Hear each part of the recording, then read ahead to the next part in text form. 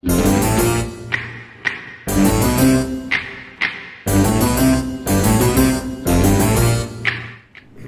à tous et bonjour à toutes et bienvenue dans le port de Saint-Icos, bienvenue dans les considérations stratégiques. Aujourd'hui sur ce que j'ai appelé torpillage et compagnie. Donc vous imaginez bien que nous allons parler d'aider, destroyer et en fait on va parler de torpilleurs et contre-torpilleurs parce qu'on va voir un festival de torpillage dans cette partie. Donc étudiez bien la manière dont ils utilisent cette arme de fourbe. On va voir deux navires, on va voir l'arrêt casé dans un premier temps en bataille classée, ce qui n'est pas banal, et nous passerons ensuite, basculerons ensuite sur celui-là, le Z23 avec Polon à bord. Imaginez un tout petit peu ce que cela peut donner. A tout de suite en bataille. Et c'est parti. Alors une fois il n'est pas coutume, petit 1, nous sommes en bataille classée. Petit 2, nous sommes sur la map Aurore Boréale. Petit 3, quand vous regardez les trois caps A, B et C, sont des manières un petit peu particulières. Les petits D, c'est Machin qui me propose ce gameplay sur arrêt casé. Donc, vous noterez le nombre inhabituel de cuirassés. Ici, il y a 4 cuirassés. Un porte-avions, 4 cuirassés et 2 DD. Et 2 torpilleurs pour être précis, puisqu'il s'agit d'un Kagero et d'un arrêt casé. Un arrêt casé qui n'a pas de smoke, mais le rechargement de torpille. Donc, première chose, on se précipite aussi vite qu'on peut avec le boost moteur sur A. Le Kagero, lui, est un petit peu plus proche de C. Il devrait pouvoir spotter légèrement sur C, au cas où. Mais déjà, les navires que l'on peut percevoir en rouge dans la minimap laissent supposer qu'effectivement, ils tentent d'aller chercher B. Alors qu'il y a un destroyer, effectivement. Alors, Kagero, le Kid, qui a été repéré. Est-ce qu'on le voit? On l'a entreaperçu, on ne le voit plus, il est plus spoté. Un des rouges qui essaye de caper le point C. Alors effectivement, Machin arrive le premier sur A, alors que le Kagero est en train d'essayer de prendre l'information sur C, ou à tout le moins d'aller prendre l'information plutôt entre C et B. On voit qu'il y a un Alabama qui s'est dérouté, qui est parti vers C. Les deux destroyers, les deux torpilleurs verts, ils sont en train d'échanger dans le chat et sont en train de s'expliquer qu'ils n'ont pas la smoke, aucun des deux. Ils ont le rechargement.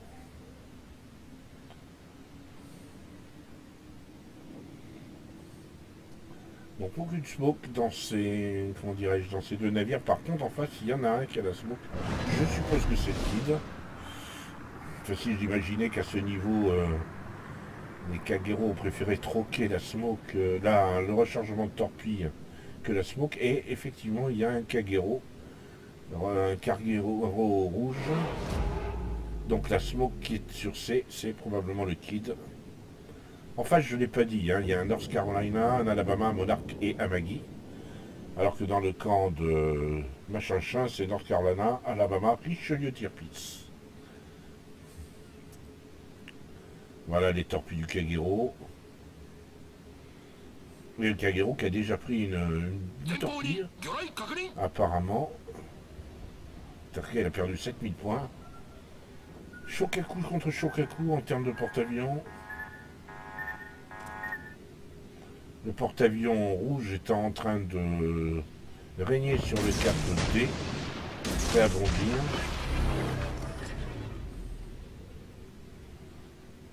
Donc le Kagero, les deux navires, les deux destroyers rouges ont la smoke, pas le rechargement de torpille. Donc ça va être 2 smokes contre 2 rechargements de torpille. Ah, Kagero qui a lancé tout ce qu'il avait, plus rechargement de torpille, et donc il a relancé 2 fois. Et maintenant il est parti pour plus de 3 minutes, enfin 1 minute de 20 de rechargement, mais surtout 3 minutes avant de bénéficier d'un nouveau du rechargement de torpille. 3 minutes 15, 3 minutes 10. Et une torpille au but, 2 torpilles au but. Oh la vache, c'est le North Carolina qui a pris cher. Et ben voilà, la Rikase a coulé Kagero.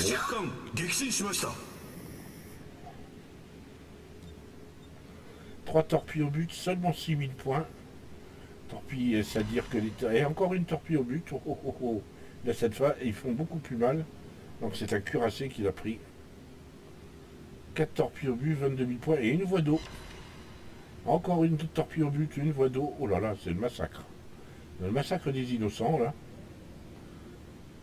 Il y a quelqu'un qui a pris une sacrée voie d'eau. Je pense que c'est le monarque. Il me semble que c'est le monarque qui a pris. Et là, il y a vraiment du gros dégât dans l'air. Là, le Richelieu a sorti la North Carolina. Le monarque, visiblement, a toujours sa voie d'eau.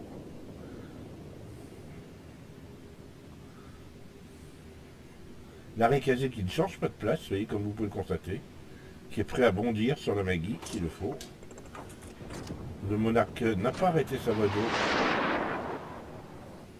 Il n'y a plus que 3000 points, 3400 points, 3000 points de vie, ça descend tout doucement.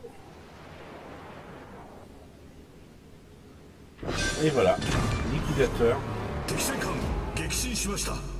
2 cuirassés perdus en face. C'est un massacre. Ils n'ont plus qu'un DD, 2 cuirassés et un porte-avions. La Maggie est juste à l'île de la portée, mais Kagero, voilà, vient de danser ses torpilles.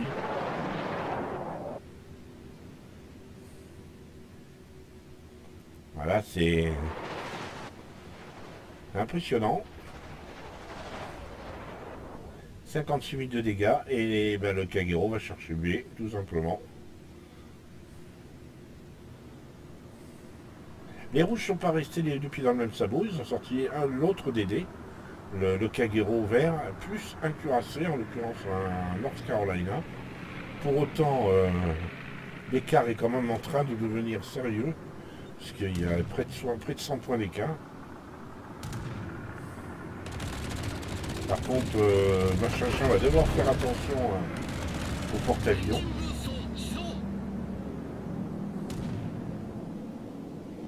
Il ne capte pas parce qu'il y a tout simplement des bombardiers qui sont en train de spotter, donc il n'a pas du tout envie d'être tiré comme un lapin par la Maggie. Mais il rôde.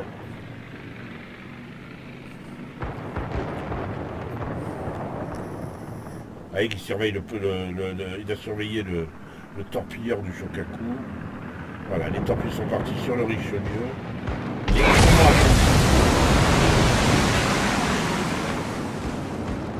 est extrêmement attentif. Ça tourne dans tous les sens même. Ça fait un peu le de mettre le maire, mais bon.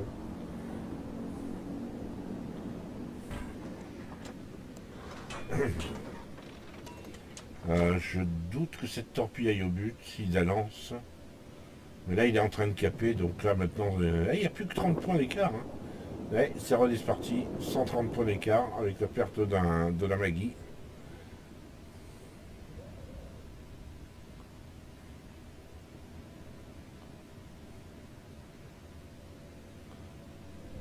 Et là, ben, c'est quasiment la fin de la partie, parce que là, le Machin est en train de caper voilà, son second point, tout simplement.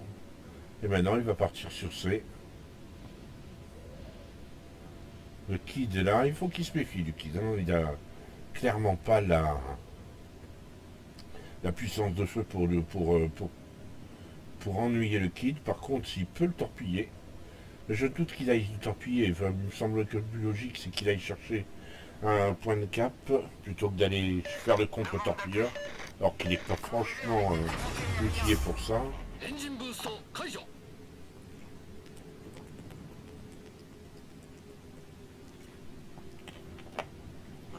toute façon, c'est pas utile. Hein. La pendule joue en leur faveur. On est passé à quasiment 200 points d'avance. Et il n'y a strictement aucune raison que ça s'aggrave, enfin que ça soit moins grave, on va dire, pour les rouges. Et là, en plus, il a repéré l'Alabama qui est dans un goulet d'étranglement. Ça risque d'être un dépôt assez violent.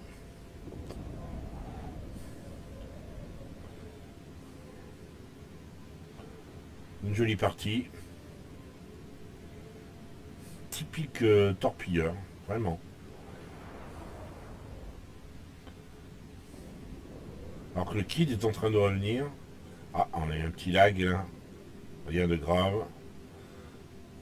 Il est repéré, donc c'est le kid qui l'a repéré. Mais là, à mon avis, il va se... Enfin, il se méfie parce qu'à l'Alabama, c'est un petit moment qu'il n'a pas tiré. Si ça se trouve, il a des canons qui sont pointés sur lui. Ouais, mais ils sont pas assez bas, donc ils sont... Voilà, et bien c'est terminé pour l'Alabama. Merci.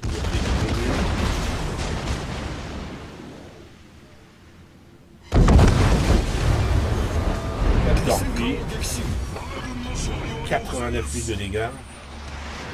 Il ne reste plus que Kid maintenant et le Shokaku. Alors, ben voilà, hein, on va dire 3 kills.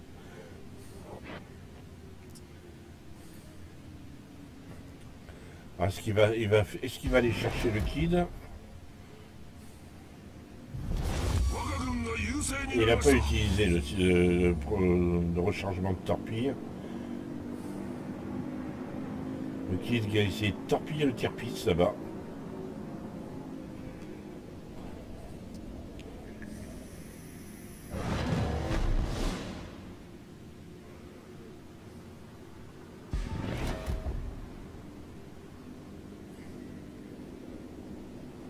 Le Shokaku a sorti le kit, donc il n'y a plus de partie, il n'y a plus de match, il n'y a plus rien.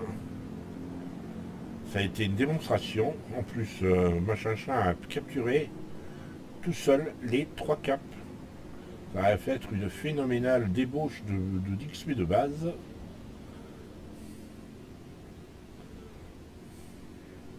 Une partie aussi limpide en arrêt casé, c'est quand même assez rare. Enfin, ça arrive, hein. Mais il faut maîtriser parfaitement son torpilleur. Il y a plein d'enseignements à tirer dans cette partie. Il faut juste prendre le temps de se poser et y réfléchir.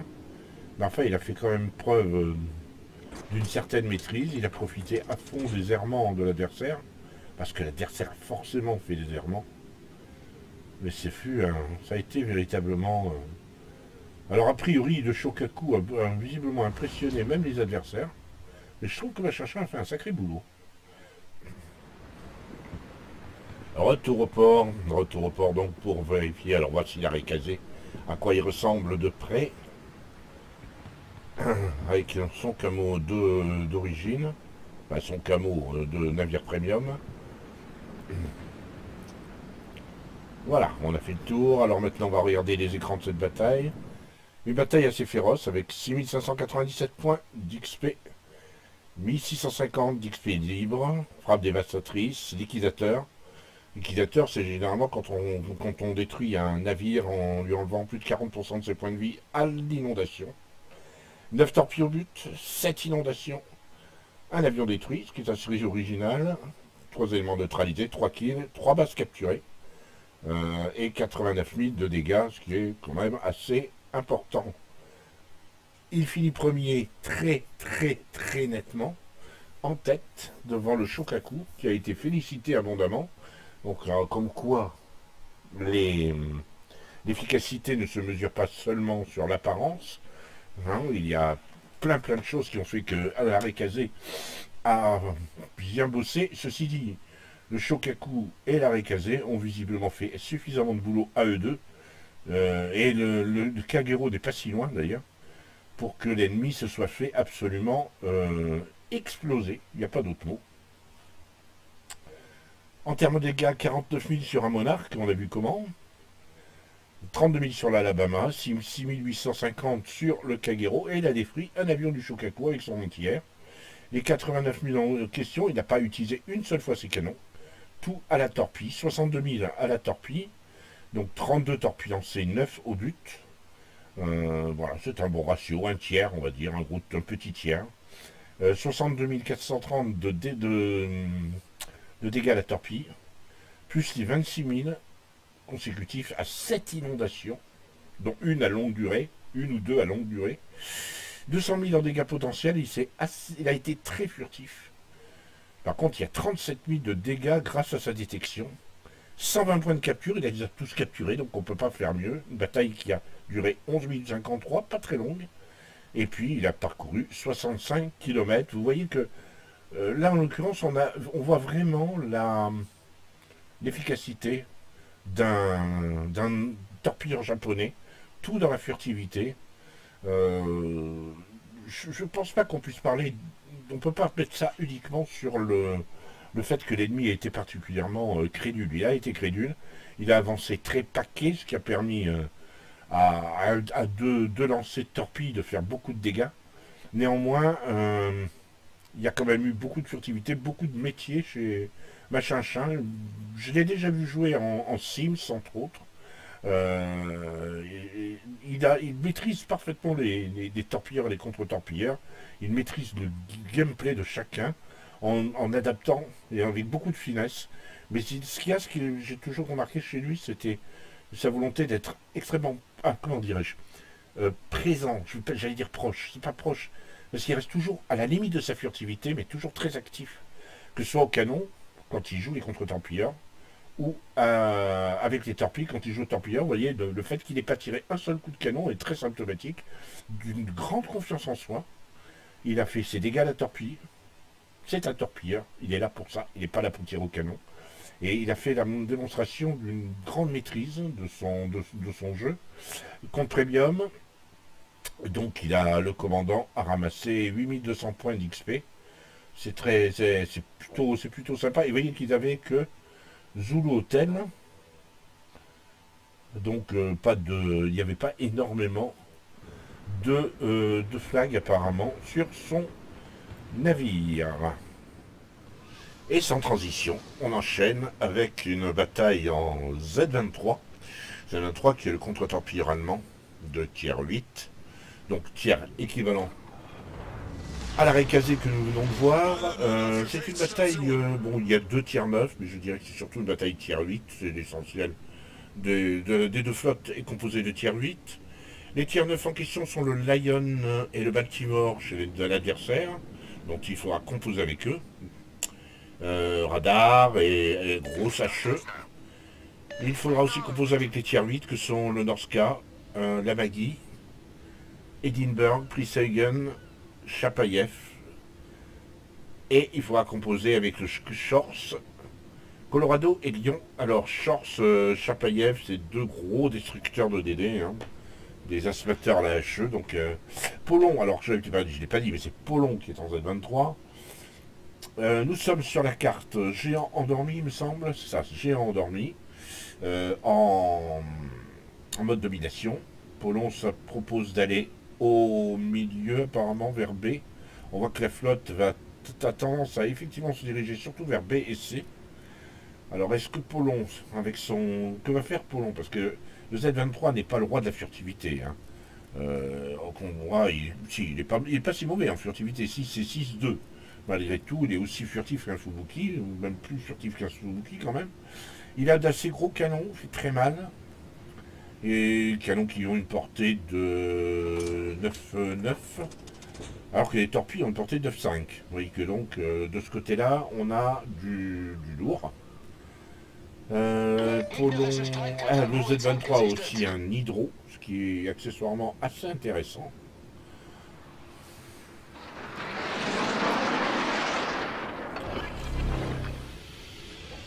Pour l'instant, il est en mode scout. Il pose une smoke apparemment pour le Donskoy qui le suit. Et qui est déjà un petit peu la cible des adversaires. Là, il a repéré un Xianyang. Alors, intéressant, le Xianyang a mis sa smoke. Alors que Polon a étendu et étalé sa smoke autant que possible pour le Donskoy. Donc là, je sens bien le coup du torpillage de smoke de la part de Polon, qui est un spécialiste de la question. Bah, c'est surtout un spécialiste des canons quand il est en 2D. Mais là,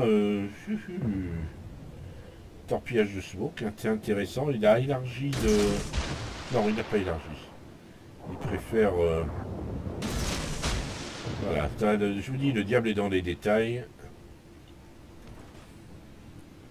Mais là, le diable est dans les DD. Hein. Ah bah voilà, le Xienyang s'est déjà pris une belle chouquette. Voilà, il est sorti à la torpille par le Kagero. Et là, le Shorts a tout simplement décidé de faire machine arrière et de reculer. Donc, non, il réavance. Il réavance. Il s'est même arrêté. Il est plutôt en train de s'arrêter. Les torpilles, c'était amusant. Les torpilles qui étaient pour le Xienyang qui s'est fait sortir vont finalement sur le Shorts. Et il y en a une qui va porter, visiblement. Boum, voilà. Torpilles à 13 800, elles font mal les torpilles de Z23. Beaucoup plus mal que les torpilles du MAS. Là, évidemment, il va y aller au canon.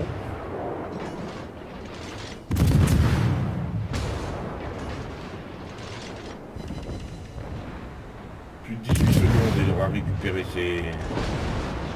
Il aura récupéré ses torpilles.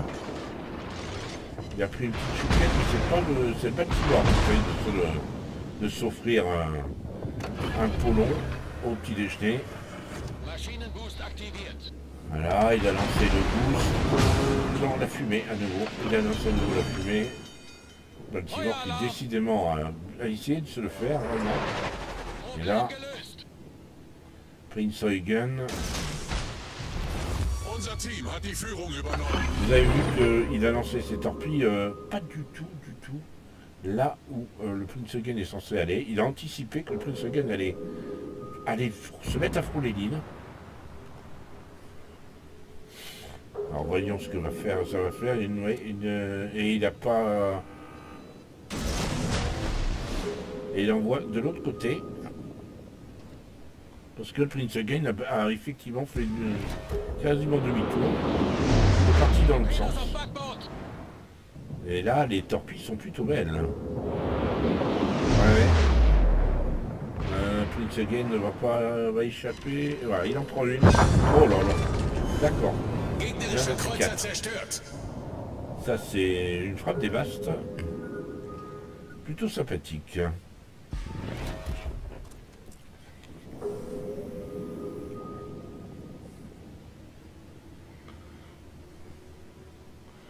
Et comme il a déjà une aide à la capture, il va se faire une capture complète, ce qui va arrondir, ce qui va considérablement arrondir son XP, le total d'XP.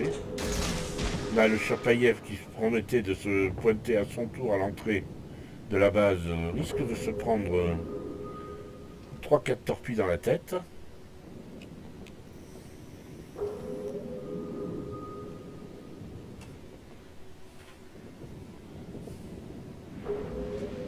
Non, il a finalement Chapayev a tourné. Il a eu raison. Finalement, Polon a repéré une cible beaucoup plus croustillante. Je veux parler d'un North Carolina. Le lion...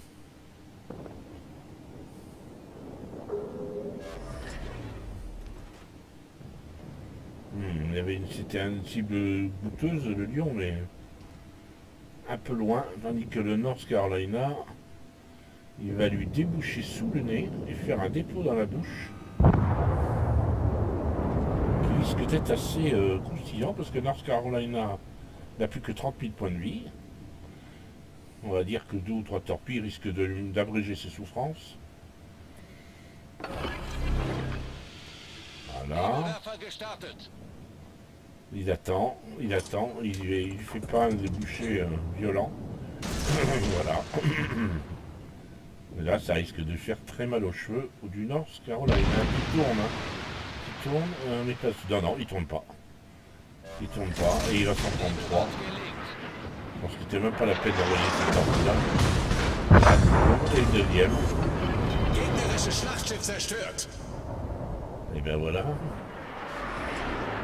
Problem gelöst. Unser Sieg ist in Sicht.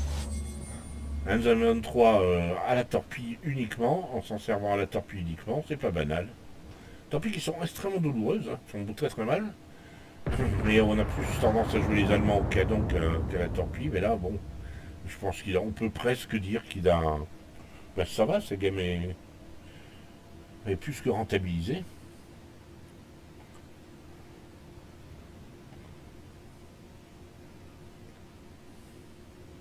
Plus ses adversaires n'ont plus de 800 points de retard. C'est énorme. 700 points de retard, 720 points exactement.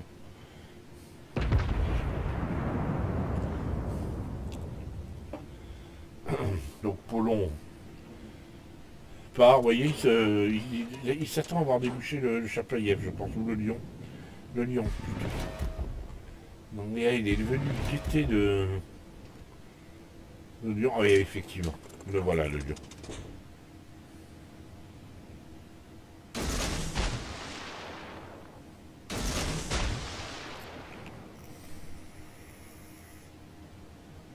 Ce serait un peu gros quand même. Vous croyez pas? Que le lion se prenne une frappe dévaste. Ce serait la troisième frappe dévaste.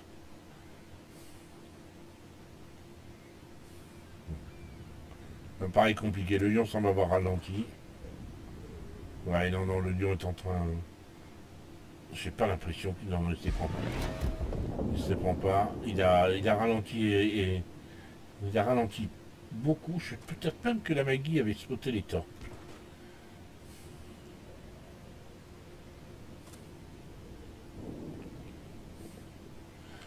Et l'intérêt, vous voyez, du Z23, c'est qu'il a quasiment déjà rechargé ses torpilles.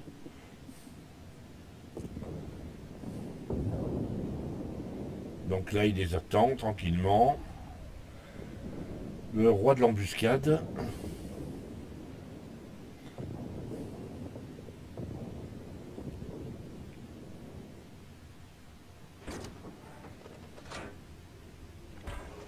Ouais, alors il est en train de choisir. Il va peut-être finalement se rabattre sur le lion.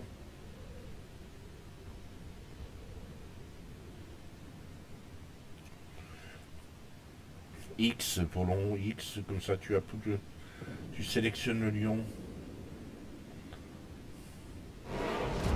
Bon. Non, fin de la bataille. Voilà, c'était le Zelda 3 dans toutes ses œuvres, et Polon surtout. Quand je vous dis que Torpillage et compagnie, je reprends aussi bien appeler des diables et des torpilles, enfin quelque chose où on verrait le mot diable et le mot torpille. Quand il s'agit de Polon, le mot diable me paraît tout à fait indiqué, surtout quand il est à bord d'un contre-torpilleur. Alors, les écrans de la bataille.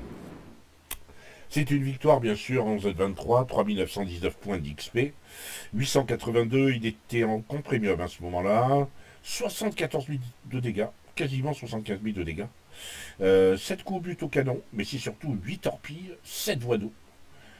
2 navires coulés, une base capturée, une aide à la capture. Bon, bah c'est tout simplement largement suffisant, avec frappe dévaste, largement suffisant pour la première place. Une première place très très nette, très très large. 600 points d'avance sur le Chapayev qui est second. Un Chapayev, et vous voyez tout un comment dirais-je, toute une division qui était second, troisième et quatrième. Voilà, il y avait Polon. Et Polon en Z23, il prend la première place. Il y a première place ou rien. On continue, vous voyez qu'il a tiré que sur 3 navires, mais à chaque fois beaucoup de dégâts. 35 000, quasiment 36 000 sur le Prince Eugen, 23 000 sur le North Carolina et sur le Shores, quasiment 16 000.